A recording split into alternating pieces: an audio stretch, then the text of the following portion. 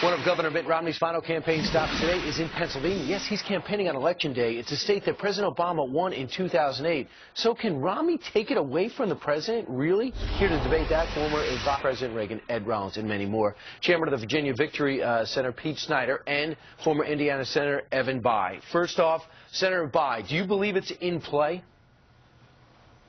Well, historically, it's been more inclined toward the Democrat, but the polls seem to be closing, and it largely depends on who turns up to vote. If young people and minorities vote in the same percentages as they did 4 years ago, probably tilts pretty substantially to the president. But if conservatives and Republicans are fired up and go to the polls today, an upset is possible. So I guess, Ed Rollins, you have 8 swing counties in the East that could decide this whole thing. And a lot of people are saying there's a lot of independent voters who statistically have been going into the Romney column. Is that one of the reasons? Well, I think it's one of the reasons. I think there's been a lot of movement. It was a state that obviously used to have a lot of what we call Reagan Democrats through the middle of the state, through Pittsburgh. And I think to a certain extent it's worth taking a try. And it's about piling up blue-collar white voters in the Southwest, they say, Pete. Absolutely, Brian. If you remember, in 2008, this was never Obama country. This was Hillary country. Ed Rendell, governor of Pennsylvania at the time, campaigned hard for Hillary.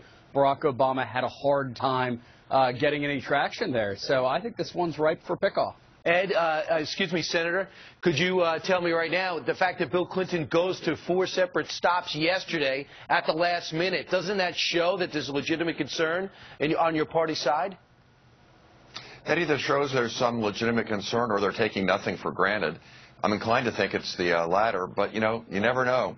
Like I tell my kids who play sports, there's a reason you play the game. You show up, you never can't tell who wins. So Pennsylvania, let's put it this way, it's surprisingly close. No one thought we'd be talking about Pennsylvania this morning. All right, listen, we're going to take a time out because the panel's going to stick around for this. Regardless of who wins, talk about Congress. It's known for it being dysfunctional these days. Nothing but gridlock. So can today's election do that? Maybe with the House, with the Senate, or with the new president? Then, what does the United States have in common with Greece? The answer is just plain pathetic.